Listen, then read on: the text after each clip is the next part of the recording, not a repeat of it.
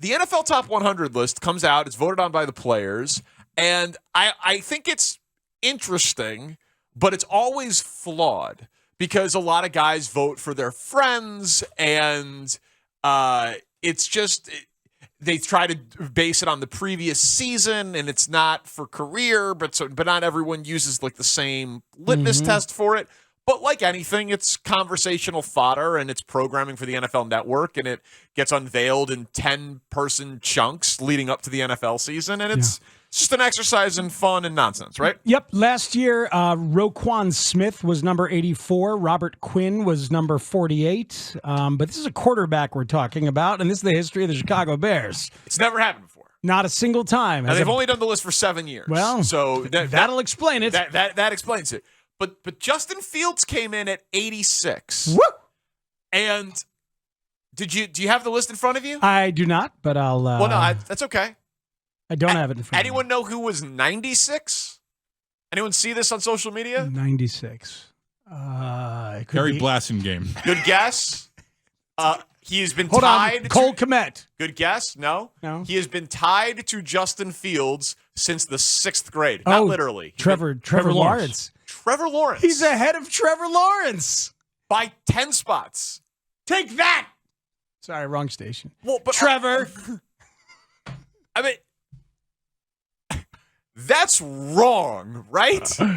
It is wrong. I don't like that saying. I don't like that bit. No. I'm sorry. No.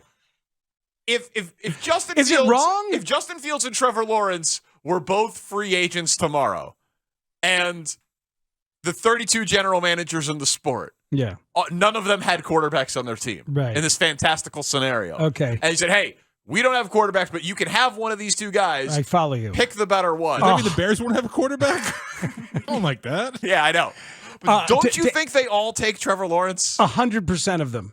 I think 100% of them. Because he is a much more polished pocket passer, and you take the more polished pocket passer who can also run because he can run. Oh, yeah. He is extremely athletic and quick. He's not the weapon on the ground that Justin Fields is, but you're hoping Justin Fields becomes a good enough pocket passer to go with his running weaponry. Yeah, no, but this is not the most desirable players. No, it's best. It's best, as voted on by the players. I'm just a little surprised. Like, when I saw the initial teaser clip from Nick Bosa about Justin Fields last week, I was like, great. It was very exciting. Well, I was like, damn, is he actually on the top 100 list? Yeah. But then when I saw Trevor Lawrence come out in the first batch between 100 and 91, I was like, oh, well, there's no way. They must have just released that Nick Bosa clip for like the NFL Films, like the story of their season that they do, like the 30-minute feature on all. I was like, there's no way Justin Fields is ranked above Trevor Lawrence among quarterbacks. And then he's ranked 10 spots above Trevor Lawrence among all players. I'm having this moment where I'm wanting to define the word best. Like, what are we doing here? Like, this is an MVP, a baseball MVP conversation.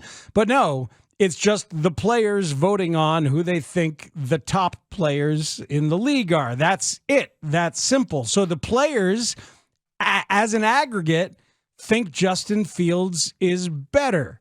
That's kind of fascinating, actually. That's what I'm saying.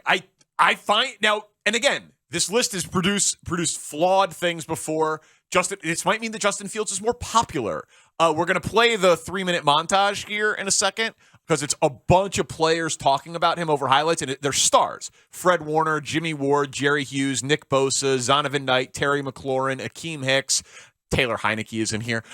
So not all stars, but a bunch of players, a lot of defensive players, a lot of guys who played against him last year. It's cool. Like, they've got Nick Bosa talking about trying to tackle Justin Fields while they're showing a highlight of Fields spinning out of a hit from Bosa in the game against the Niners. Like, it's a well-done 3-minute piece. That, more than anything you've said, any thought experiment you've done, anything, has made me more excited about football season than anything this entire summer. I get it. Because those are elite current NFL players, largely defensive players, talking about the terror that he puts in their heart. And just imagine if he can throw a little bit. Well, see, and we know he can throw a little bit. That's not even fair to say. But like if if he adds passing production to what the natural athleticism is. So first of all, in terms of parameters that players are voting on to consider him 86th best and better than Trevor Lawrence, it's the fact that they're terrified he's going to make him look bad, and they're seeing him as just the electric player that he is. The fact that, as mentioned in there, coaching changes, lack of talent around him, doing it on his own, those kind of things. So all that stuff, it's understandable why players would fear him and value him in that way. And then he's 24, and he finally has wide receiver weapons, including a real number one, and he finally has some additions on the offensive line, 2 guys on the right side, and he finally has consistency with a coach. I mean, it's exciting to think about what the possibilities are, considering the lack of help he's had to do what he's done so far. It's unbelievably exciting, man. I was floored by it. I think everything that you said is right.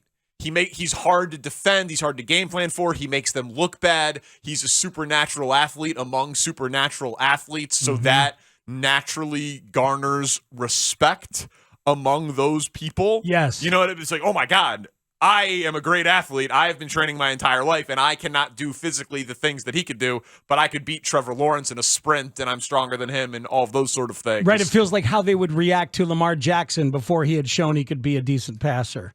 Right. Yeah, absolutely. But Lamar won MVP in his breakout year. Yeah. In year 2. You know, Lamar had 36 passing touchdowns against 6 interceptions in his MVP year, his second year as a starter in the league. You know, like, so the Jalen Hurts people will make the comp. Like, yeah, Jalen Hurts is probably going to be top 10 this year on it because he was a top 2 MVP guy last year and went to the Super Bowl, right? Like, the other guys that are the runners at the position have accomplished a lot more than Justin Fields. So I was genuinely surprised, but also thought, holy crap, that's a lot of respect from his peers. That's a lot of respect. Jalen Hurts on the top 100 last year before his breakout season? Yeah.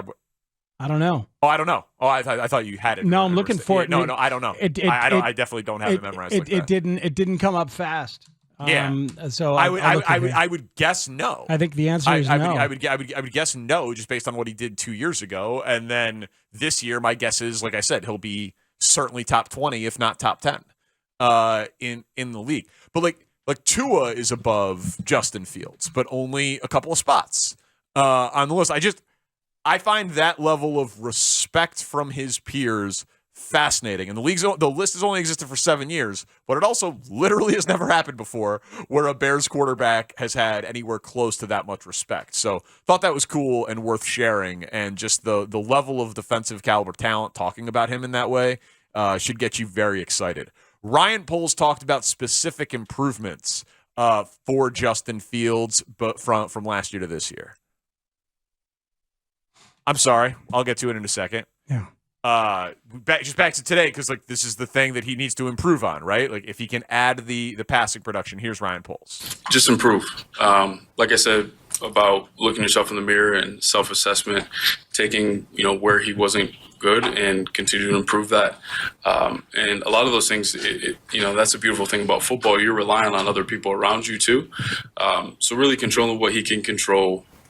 Looking at himself in the mirror, self-assessment, improving those weaknesses, and really attacking that in training camp every single day. Where specifically do you want to see him improve? I mean, you want to see him improve everywhere. Obviously, what he did with his legs was outstanding, but, in the past game, look at the different scenarios, situations, 2-minute, and continue to improve that.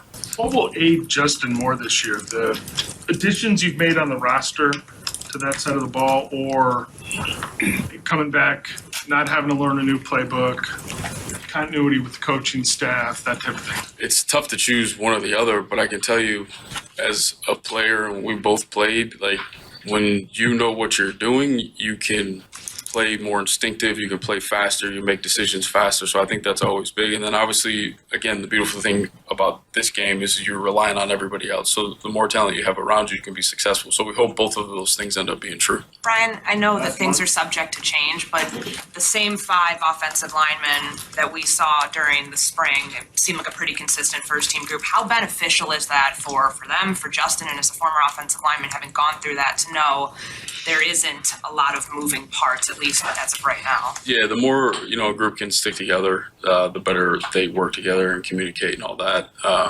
But you'll see there's always going to be tweaks because as you go through the season, there's going to be injuries, so you constantly have to rep new pieces, being inserted into an O-line so that you can pick up that communication where you left off. So, but yeah, anytime you can have a unit work together, it's important.